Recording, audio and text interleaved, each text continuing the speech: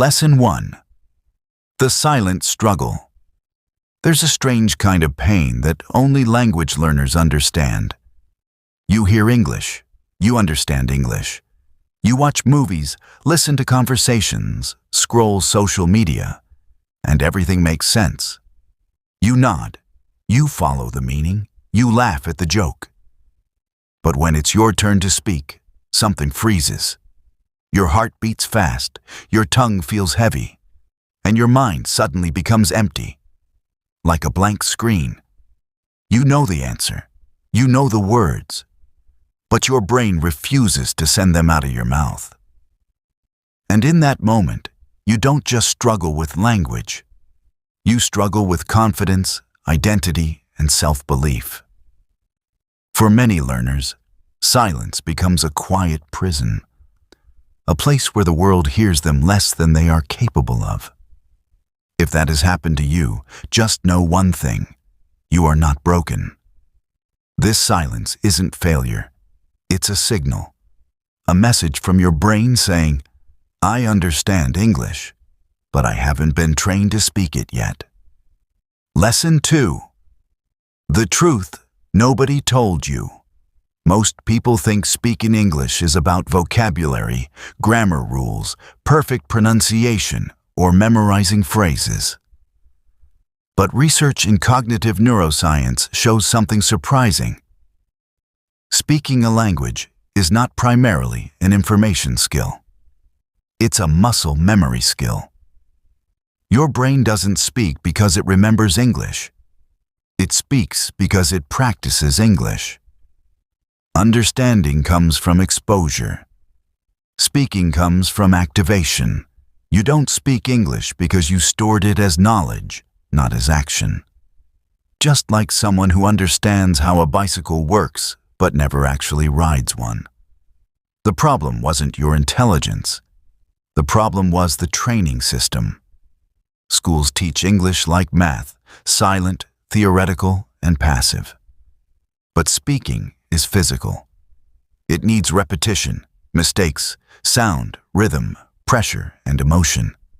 So today, we unlearn the classroom method and activate the human method. Lesson 3. Your brain is not the enemy. Right now, your brain is not refusing English. It's protecting you. The human brain has one goal before anything else: avoid embarrassment, danger, and social rejection. Speaking makes you vulnerable. When you speak a language that isn't fully automatic yet, your brain senses risk. So instead of sending words to your mouth, it chooses the safest option: silence. But here's the psychology twist. Your brain gets confident only after speaking, not before. Confidence is not a requirement to speak. Confidence is a result of speaking. Your job is not to wait until you feel ready. Your job is to speak until your brain feels safe. Lesson 4. The silent window in the brain. Scientists call it the receptive-productive gap. Every language learner has it. Receptive means you can understand. Productive means you can produce. This gap is normal. Children go through it too. A 2-year-old can understand hundreds of words before speaking them. This silent window, sometimes months, sometimes years, is the brain collecting patterns, rhythm, emotional connections, and mental structures. But adults misunderstand this phase. They think silence means failure. No, silence means the system is loading. And now, we push it into activation mode. Lesson 5. Why English stays in your head, not your mouth. Think about how you consumed English. Watching videos silently, reading subtitles silently, listening silently, learning silently, thinking silently.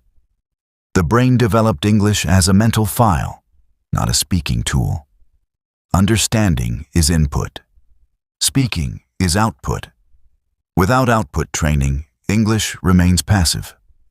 The good news? The moment you begin intentional output training, the brain rewires. Neuroplasticity, The brain's ability to change and build new pathways is always active. You are not too late. You are too silent. Lesson 6. The three-brain speaking system. Speaking requires three brain systems working together. First is the cognitive brain, where vocabulary and rules live. Second is the motor brain, which controls the tongue, jaw, breath, rhythm, and sound. Third is the emotional brain, which decides whether speaking is safe or embarrassing.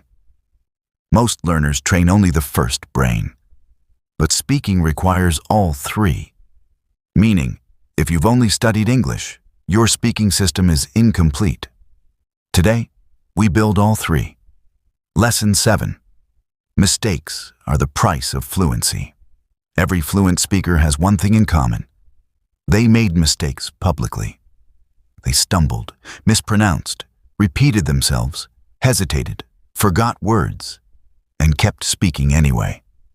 Mistakes are not blocks. They are stepping stones. Neuroscience shows the brain grows faster after the discomfort of an error, not after perfection. If you're avoiding mistakes, you're avoiding progress. Perfection kills fluency. Practice builds it. Lesson 8. The psychology of spoken confidence. Confidence is not speaking without fear. Confidence is speaking despite fear.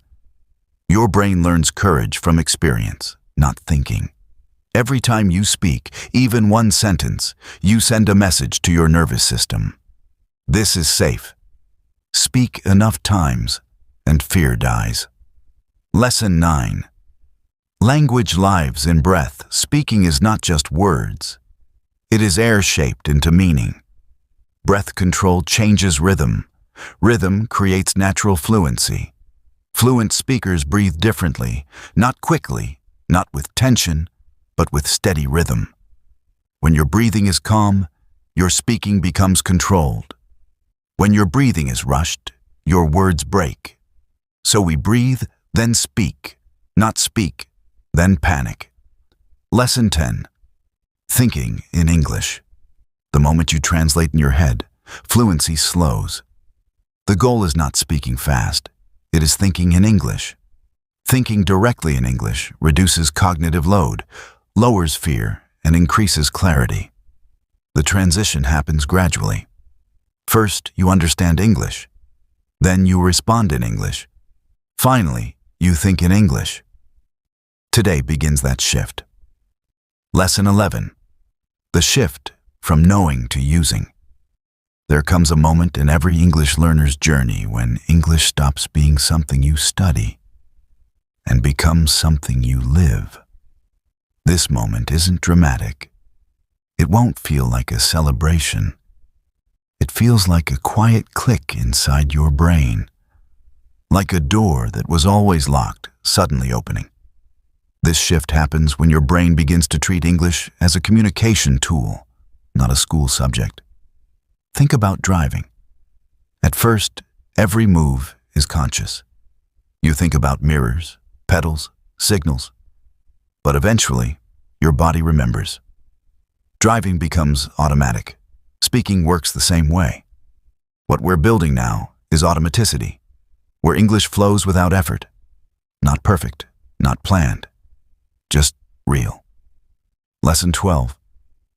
The sound of English is not only vocabulary, it's rhythm, tone, stress, and melody. When someone says, "I understand English better than I can speak it," they are unknowingly saying, "I haven't trained the music of English yet." Every language has music. Spanish flows, German punches, Hindi stretches, English bounces. Native speakers don't speak word by word. They speak in waves, with emphasis on meaning rather than structure. When you learn to feel that rhythm, speaking becomes easier, because your brain stops building sentences word by word and starts speaking in patterns. Lesson 13. Forget perfect grammar. When speaking, grammar is important, but not at the beginning of speaking. If you focus on grammar while speaking, you interrupt fluency. Speaking is about clarity first, accuracy later. The brain organizes language in layers: message, structure, details.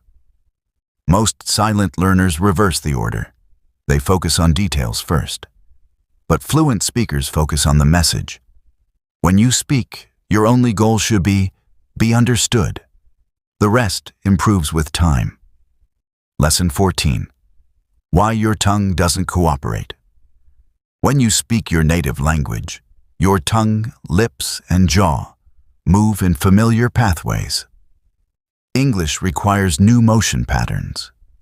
If speaking feels stuck, it's because your mouth is still using the muscle memory of your first language. It's not your fault. It's biomechanics. To speak fluently, your mouth must train like a musician trains fingers, not mentally, but physically. That's why shadowing, repeating, and aloud speaking work. The body must learn the language, not just the brain. Lesson 15. Error signals and brain growth. The brain grows when it detects a mismatch, when what you tried to say doesn't match the result. That discomfort triggers correction. Silence prevents correction. Speaking, even if broken, activates self-correction. You don't get fluent because you avoid mistakes. You get fluent because mistakes teach your nervous system how to adjust. This is why speaking practice must feel slightly uncomfortable. Not overwhelming, not stressful, just challenging enough to stretch your ability.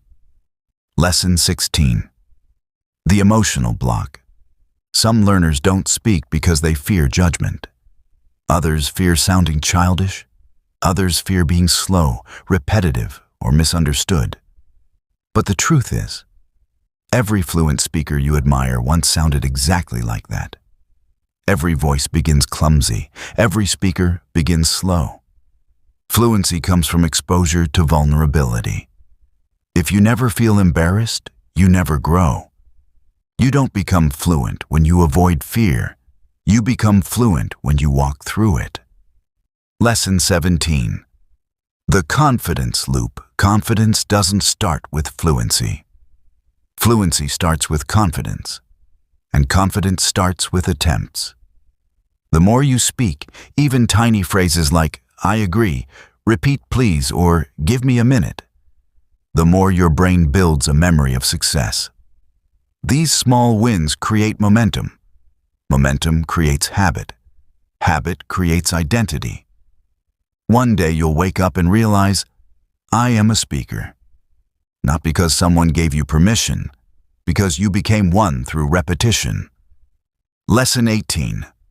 Micro-speaking moments. You don't need 1 hour of speaking practice. You need tiny bursts throughout the day. Talk to yourself. Speak what you see. Repeat what you hear. Narrate your thoughts. These micro moments build the muscle of expression. Speech is a skill of frequency, not duration. 1 minute repeated 20 times beats 20 minutes once. Lesson 19.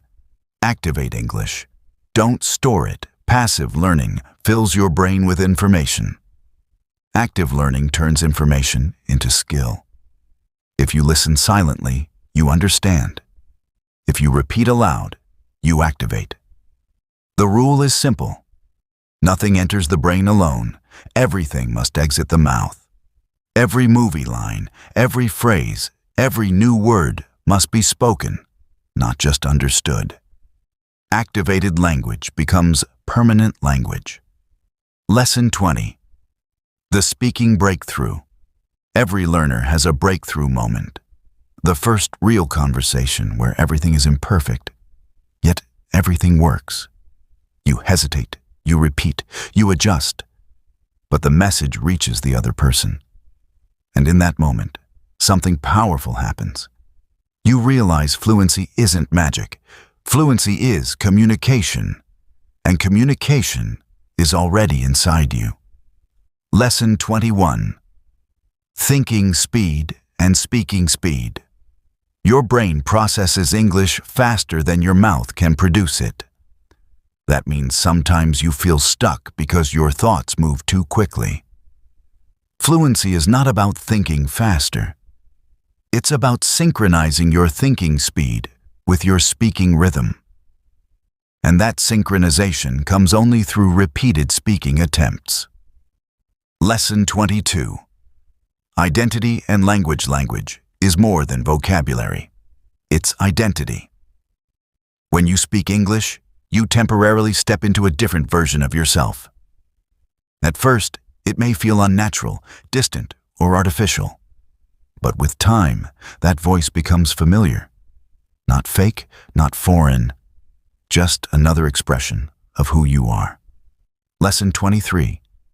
The plateau myth. Many learners feel stuck, not improving, not progressing. But neuroscience shows plateaus are not the absence of growth. They are the processing stage.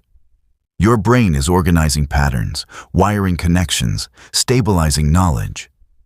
When the next leap happens, it feels sudden, but it was building silently all along. Lesson 24. The speaking brain is built by repetition. Repetition is not boring. It's biological. Neural pathways strengthen through repeated use. The more you use a sentence structure, pronunciation pattern, or phrase, the smoother it becomes. Fluency is the brain saying, "I've done this before." Lesson 25. The fear of real conversation. Practicing alone feels safe.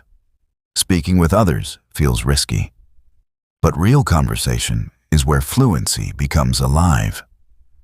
The goal is not perfect language. The goal is connection. If someone understands you, you succeeded. Lesson 26. Your voice matters. Some people stay silent because they think their English isn't valuable yet. But English isn't meant to be perfect. It's meant to express your stories, ideas, dreams, humor, pain, curiosity. Your voice deserves space. Not later. Not when flawless. Now. Lesson 27. Emotional memory. You remember language best when emotion is attached. Funny moments, brave moments, awkward moments. Stress signals tell the brain, this matters. Store it. So don't run from emotional speaking moments. They are shaping you. Lesson 28. Fluency requires imperfection. Stop chasing perfect English.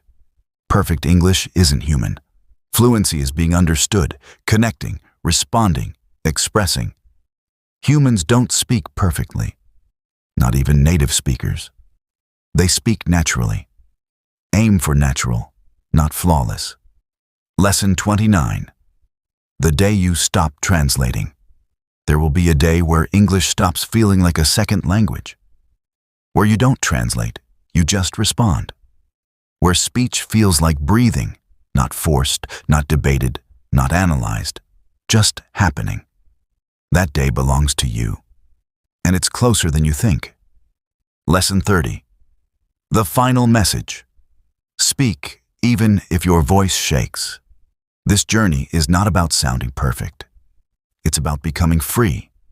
Free to speak, free to express, free to connect. Your English is not waiting for more grammar, more lessons, more silence. It's waiting for your voice. Not tomorrow. Not someday. You already understand English. Now it's time to speak it into existence. Don't wait for confidence. Don't wait for permission. Don't wait for the perfect moment. This is your turning point. Speak today. Speak imperfectly. Speak bravely. Because fluency is not a dream. It's a decision. And you just made it.